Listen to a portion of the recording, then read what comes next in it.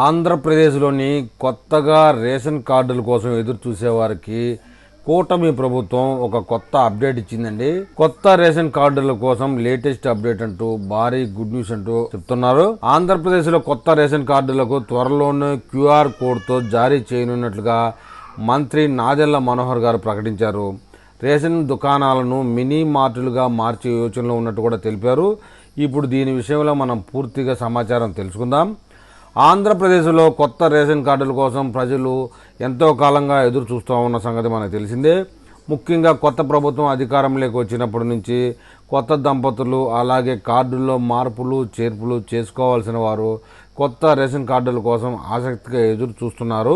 ఈ నేపథ్యంలో ఏపీ పౌర సరఫరాల శాఖ మంత్రి నాదెళ్ల మనోహర్ గారు అయితే కీలక ప్రకటన చేశారండి.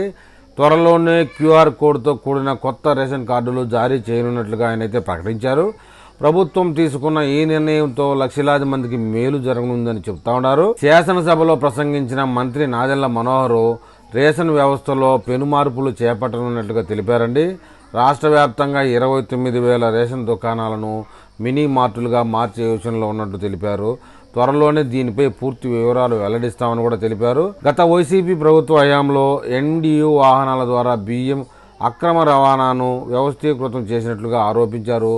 ప్రస్తుతం క్యూఆర్ కోడ్ రేషన్ కార్డుల కోసం డిజైన్లు అయితే సిద్ధం చేశామని చెప్పారు.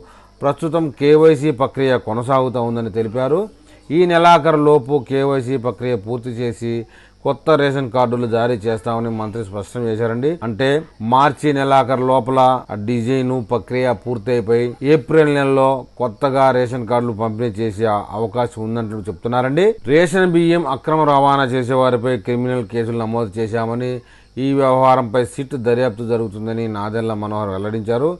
ప్రభుత్వ నిధులను దుర్వినియోగం చేసిన వారిపై కఠిన చర్యలు తీసుకుంటామని హెచ్చరించారు. మొత్తానికి ఏదేమైనా నాదెళ్ల మనోహర్ రావు గారు ప్రసంగించిన ప్రసంగంలో సారాంశం, ఏప్రిల్ నెలలో కొత్తగా రేషన్ కార్డులు ఆశించే వారి యొక్క కోరికలు తీరనున్నాయి.